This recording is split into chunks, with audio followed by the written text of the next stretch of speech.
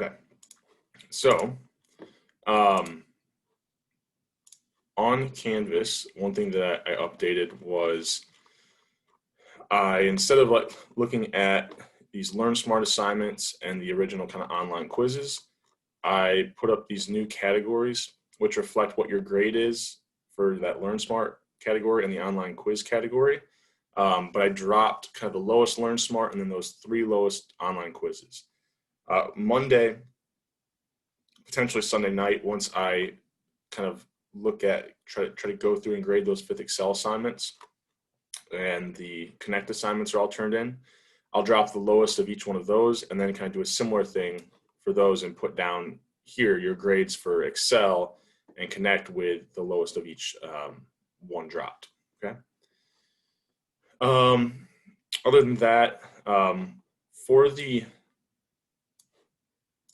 final, getting here, you can use one thing that you'll need are your student T and your standard normal tables, which are just right here under files. If you go to final exam practice materials, you also have kind of that formula sheet that will be pretty helpful for taking that exam. Other than that, you should have everything you need. Probably calculator. You can use Excel if you want to. There will be two short answer questions, so I want you to upload your files for those problems. You can do your work in Word and Excel. You can do it kind of on paper and take a picture of it. However you kind of found it the easiest to do that, kind of similar to the last 2 exams. Okay, so that should cover that. So we've got this additional linear regression examples file underneath the final exam practice materials. I think we worked up through 12 last class. So we're just going to work through the rest of the problems, and then I might kind of mention a couple things that'll kind of help you for the exam. So let's assume here, we'll kind of zoom in on this, make it a little bit easier for you guys to see, that we want to estimate the following regression where revenue is measured in dollars and enrollment is measured in the number of students. So we've got kind of total football revenue here, and we've got male enrollment as our X variable. So our Y, or our dependent variable, is football revenue. Our X variable, or our independent variable, is male enrollment. Okay. So what might we expect the sign and size of beta 1 to be? Okay. Well, we're thinking about kind of what the interpretation of beta 1 would be. The interpretation, right, the general form is a 1, and this is something I'm seeing a little bit of confusion on when people are asking me for help on this Excel assignment. The general interpretation of these coefficients is a 1 unit increase in the X variable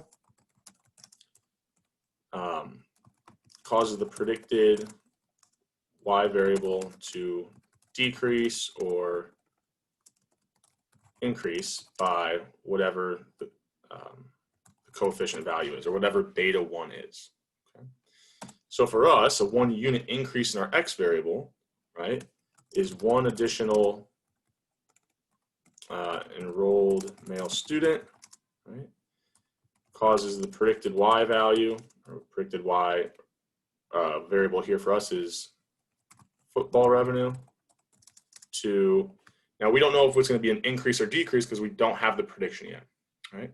So what would you expect, right? If you have more students at a university, specifically maybe male students, I guess it doesn't really matter here if it's male or female, but higher number of students, you kind of see that we have larger football programs, larger stadiums, so more ticket revenue. So you probably expect that relationship to be positive. So we're probably thinking about it's going to increase football revenue by whatever that coefficient estimate beta 1 ends up being. Now, what would you think the size of this would be? Well, relatively, right?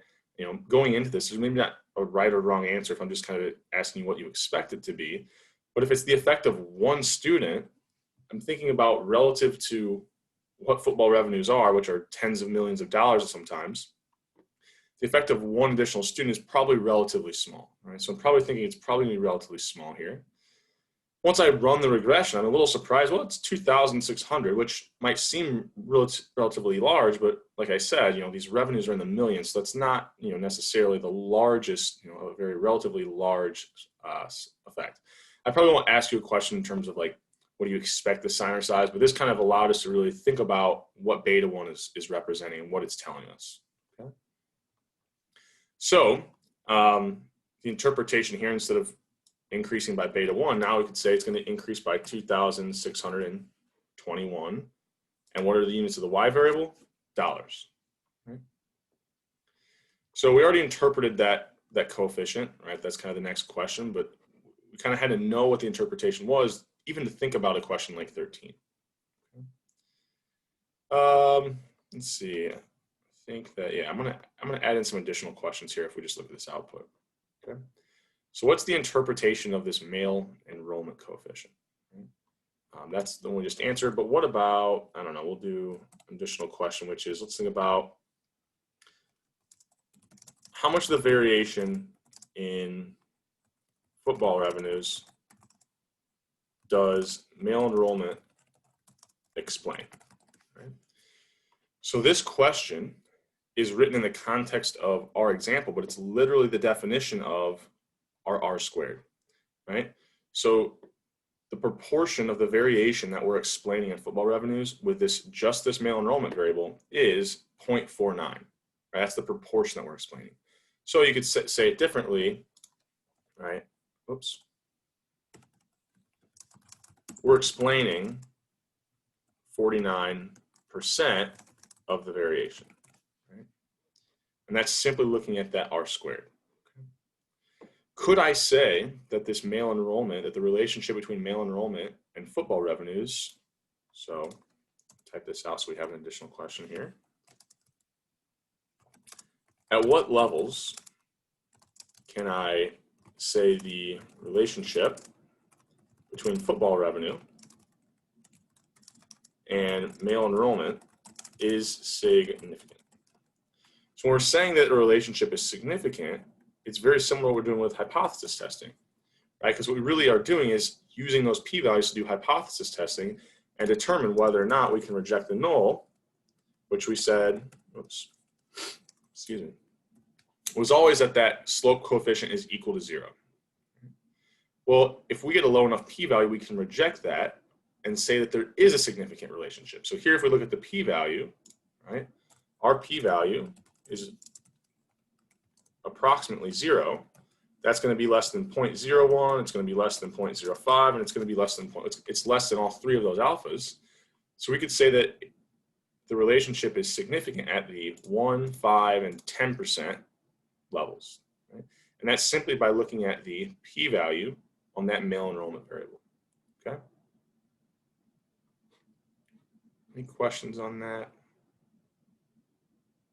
And I'll save some time at the end for questions on other ones. We should be able to work through all these problems and then still have quite a bit of time left today. So this should be an easy question if we get to the exam. What's the test statistic for the intercept? Now, here you can see the test statistics. On the exam, I'd likely have something like this, right? Where I have a block that covers up that test statistic. And on the exam, you won't be able to simply move it. So how do I find my test statistic? Oops. Actually, let's go to our formula sheet. That's simply going to be this guy right here. So all we do is take the coefficient and divide it by the standard error for whatever variable we're interested in. So here, for the intercept, right, my test statistic is just going to be that coefficient of what? Negative 2569601. So what? 2,569,000 divided by the standard error of 147,466. Right? Coefficient divided by the standard error. If I end it in my calculator, I should get that negative 17.425. Right? So expect a question like this or two on the exam. It should be easy points. You just take the coefficient for the variable that you're looking at, divide it by the standard error. Okay. All right. Let's move to the next set of questions. So let's say I've got that same kind of idea, but now I include not just male enrollment, right? It's not just male students that attend games and purchase, merchandise, but female students as well, right? So now I've got it kind of total enrollment just broken down by gender. I also have, maybe there's some complementarity. I can't speak this morning. So maybe there's some, football and basketball are complements, and so maybe the level of basketball revenue matters as well. I don't know. It is kind of a stretch, but maybe it does. I just had some additional variables in my data set, so I threw them in there to see if they were, potentially had significant relationships with this Y variable football revenues. So I look at this output here, right? I covered up the test statistics here, but you can always just move this block. I've got my p-value. So the first question is, what's the test statistic for the male enrollment? Once again, this should be really easy, right? Take your coefficient, right, of 1,582, divide that by the standard error of 117, and you should get about 13.5, okay? And you could do this for every single variable, right? You're just taking the coefficient and dividing it by the standard error.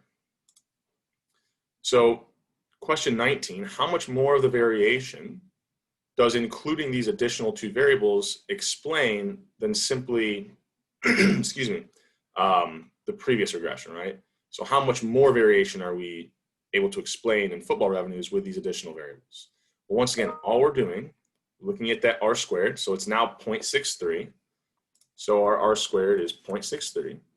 Our old R squared was, when we didn't include those variables, was 0.49. And I'm rounding here, but you can imagine if we kept this out to like the third decimal. And so I'm simply looking for the difference between the two, right? So how much more did I explain? Well, it's however much the R squared increased, right? That was the additional amount of that Y variable I'm able to explain now that I've included these additional two X or independent or control variables. All right, so if I look at that, about the proportion that I can explain is 0.14. Excuse me, my voice is going out this morning. Or 14%. Okay. I'm gonna take a drink there. Okay. We've got some other questions that we could think about here. So let's say another one I asked was, looking at these variables, which can I say? So what variables, or I guess I should be more specific, what independent variables at the, excuse me, let's make it, that doesn't matter, 10% level are significant. So all I'm going to do to answer a question like this is look at my variables and determine which ones have p-values less than my alpha of 0.1. Well, I look here, men's basketball revenue has a p-value of 0. Male enrollment, this is pretty much a p-value of 0. Remember, e to the negative 41, move that decimal 41 places to the left. Okay? And then female enrollment here has a p-value of 0.23. So which of those are less than 0.1? Looks like only male enrollment and men's basketball revenue, right? I actually couldn't say that there's a significant relationship between female enrollment and football revenue because that p-value is a little bit too high. Okay. Now here, usually on the exam, I would throw in, don't include the intercept, which of the three variables, if we think about independent variables, we're not really saying the intercept is an independent variable. So, but a lot of times I'll add in that just to remind you, when we're thinking about which of the independent variables, we're not talking about the intercept as well. So we're just thinking about which of these three can I say there's a significant relationship for, or can I reject the null for? Okay. Another one that we could do, right? Another question you could see. I have the exam written, so I'll talk about that in a second. But if I say something you could see, probably doing that for a reason. So, so what's the interpretation of, instead of, well, I won't be lazy here. So let's go insert an equation. I want beta, and I'm going to give it a little subscript here. What would the interpretation of beta 0 be? So the general interpretation of an intercept is if all of our independent variables are equal to 0, the intercept is the expected or predicted value of our y variable, right? So for us, our x variables are going to be if male enrollment, so we'll go here, if male and female enrollment were 0, and the men's basketball revenue was $0, then the predicted value of football revenue would be whatever beta 0 is, which is negative, 1,800,000. So 1,801,000. Let's see, I can't remember that. 907, right? Okay. Actually, let's see if I can delete this so we can get this all on the same sheet so we can see it a little easier. Right? So if all three of these variables were equal to 0, and we just wrote that out in words, the expected value for our y variable is the intercept. And actually, I forgot the negative sign. Now, this is going to be really weird sometimes, right? How can I have negative revenue, right? The lowest revenue could be a 0. I could have negative profits, but revenue, the lowest it could be a 0. Well, the issue would be here is, the interpretation is going to be weird sometimes with intercept because we're never going to actually observe this scenario, right? Yes, it's possible, but if we're actually looking at a school that has a football program, you're never going to probably see that university have 0 enrollment. I mean, that wouldn't exist anymore, right? So, it's giving us a starting point, and that's going to be kind of weird. And kind of the intuition behind why that is, it's kind of hard. I can't draw if I have 3 variables, I would have to have like a kind of 4-dimensional kind of graph. But let's just think about if we had kind of one variable here. So what we're using kind of enrollment and then kind of revenues. Well, it could be that the relationship, the intercept, is negative, right? And that my line of best fit, that goes through this data looks something like this. And that's because, we never actually observe enrollments that are like close to 0, right? If we have enrollments close to 0, we're probably not going to have a university that exists. And so, it's that same idea, but with more variables. It's like this 4-dimensional kind of like starting point almost. And then if we move out in either direction, that negative value starts to increase as we increase enrollments and basketball revenue. Okay. So that's, we've covered just about all the kinds of questions I'm going to be asking you, like just through those 2 examples, like know how to calculate test statistics, know how to use the p-value to determine which variables are significant at what levels, know what the null hypothesis always is, right? Know what the R-squared is telling you. Know how to interpret the intercept, know how to interpret these different control or these different independent variables. If I want to go through one more of those, what would the interpretation of men's basketball revenue be? It would be the effect of $1 additional of men's basketball revenue. So $1 more in men's basketball revenue would increase the predicted football revenue by $1.69, holding everything else in the regression constant. So once we have this multiple linear regression, we said we add on this additional statement when we interpret the coefficients, which is holding everything else constant. So 2 schools with the same male enrollment, same female enrollment, one of them spends earns $1 more in their basketball program, we would expect their football revenues to go up by $1.69. Okay. Any questions over any of those before I go into a little bit more discussion about the exam, and then just kind of leave it open for questions and any other practice exam questions? Okay. So I guess for right now, are there any questions over anything on the additional linear regression examples or on either one of the practice exams that anyone who's kind of currently here wants to go over? If not, that's okay, but I want to make sure I leave some time open for that in case you guys who took the time to kind of get on here live had some specific questions. Okay. Okay, so I kind of covered the last kind of set of things of all the types of questions you could expect to see on these linear regression examples. Earlier in the week, we went over, and I went over practice exam A with you guys, but there is a video of me on YouTube on the playlist going over practice exam B as well. So you could be expected to do confidence intervals and hypothesis testing for all the 2 population examples that we went through. So to keep those straight, the types of 2 population examples that we had, if I can get a marker out here, right? So we had the difference in sample means when I had known population variances. We had the difference in sample proportions. So for these 2 examples, we use that standard normal of those z tables. Right? We then also had, looking at the difference in sample means, but we only had sample variances, right, or unknown population variances. We then also looked at kind of these sample difference, right, or these matched pairs examples. And then if we want to be real technical, we also could do hypothesis testing when we were getting those slope coefficients, and we had what we called the standard error. For these 3 examples, we use the student t-distribution.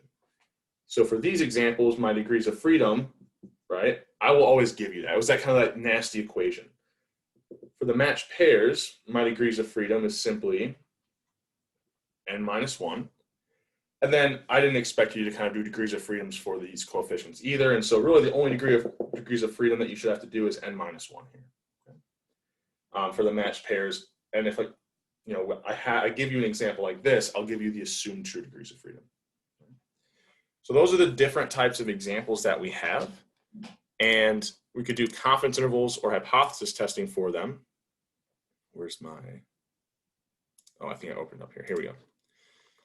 So just to kind of help organize this, if you look at that formula sheet, here's our confidence interval equations for those 3 different types of examples: difference in sample means when we have known population variances, difference in sample proportions, difference in sample means with only sample variances.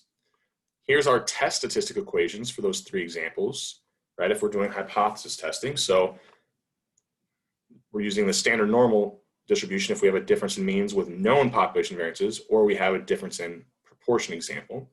And then we're using the student t-distribution when we had a difference in means but only had sample variances. So here's our test statistic equations, here's our confidence interval equations, and then here's our test statistic and confidence interval equation for matched pairs, right? And then here's our test statistic for our coefficients, and then kind of a reminder, we can come up with predicted values, right? So I'll go over an example like real quick. I hadn't thought about that. So let's say other types of questions I might ask is, I don't know, so 18, yeah. Assume a university, I don't know, has 4,000 male and 5,000 female students, and their men's basketball revenue is, let's say, $1 million.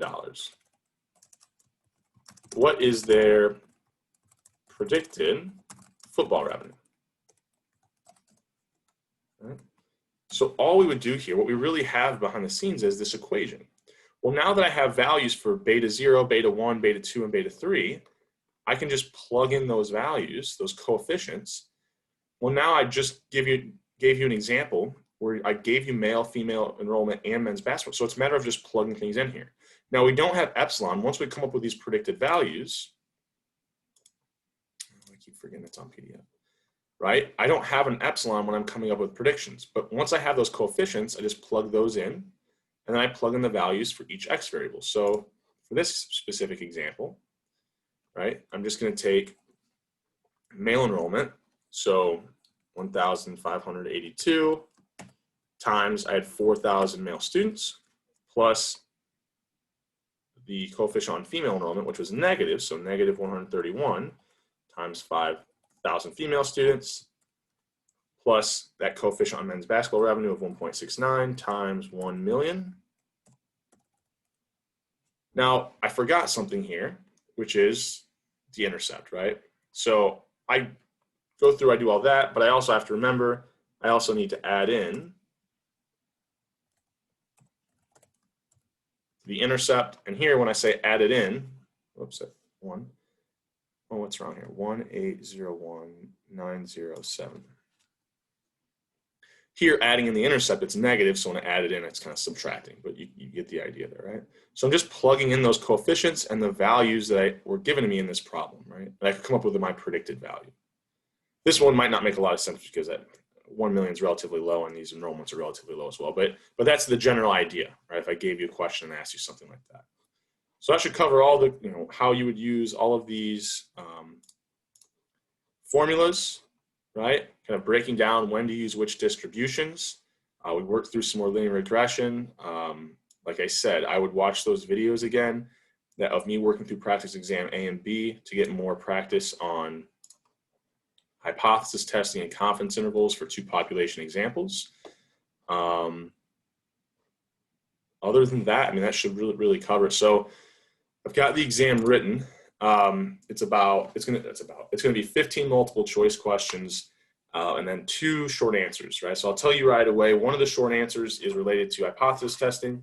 The other one is related to linear regression, right? So be able to write out interpretations, be able to kind of show your work if you're coming up with a predicted value. So the point breakdown is it's going to be right around, the multiple choice will be worth right around 65 points and the short answer will be worth about 35, right? So really be as thorough as you can with those short answer questions. Show me as much work as possible so I can give you as much partial credit as possible. Okay. Other than that, are there any questions for me? Otherwise, kind of be a short one. We didn't have a whole lot of more practice problems to work through. Unless there's specific questions, I'll probably kind of cut the video kind of short. If you have any other questions from here until to the exam, it'll be available as soon as midnight hits on Monday, all the way through the end of the day on Wednesday. So you can start it at any time. Once you start it, you'll have 2 hours or 120 minutes to take it. I mentioned in the kind of explanation, try to use Google Chrome, Firefox, or Internet Explorer. If you use Safari, there's sometimes some issues observing some of the formulas, right? Other than that, like I said, I kind of expect you guys to some academic integrity here, so I'm not working on it with anybody else. But also I look closely at those short answer questions to make sure I'm not seeing things that look too similar. Okay. Any other questions for me? All right, so I'll be available Monday as well. I'll sign on here. I'll actually get a Zoom link up on Canvas today for Monday at 11. If you have any last minute questions and you haven't taken kind of the exam yet, which probably I'm guessing most of you won't take it Monday morning before 11, feel free to hop on and ask me those questions. Or I had a lot of people send me emails. I had a couple of Zoom meetings already this morning. So that's a good way to kind of get some additional help from me. Other than that, other thing I wanted to mention before I end today, if you haven't yet, I'm gonna bug you about it just because I got another email this morning. If you go on and do those evaluations, I'd really appreciate that. And I know this has been it's been for me, it's been a different semester. I know we definitely had some kind of bumps and bruises like starting out with the technology. So I appreciate you guys' patience with me kind of early on trying to work out all the kinks, but I think we got in kind of a pretty good groove here. So that should be it for today. If there's no more questions, and feel free to reach out if you are working through material and you do have questions, or if you want to sign on kind of Monday at 11, I could see some of you then. Okay. All right. I'll see you guys on Monday if you sign on.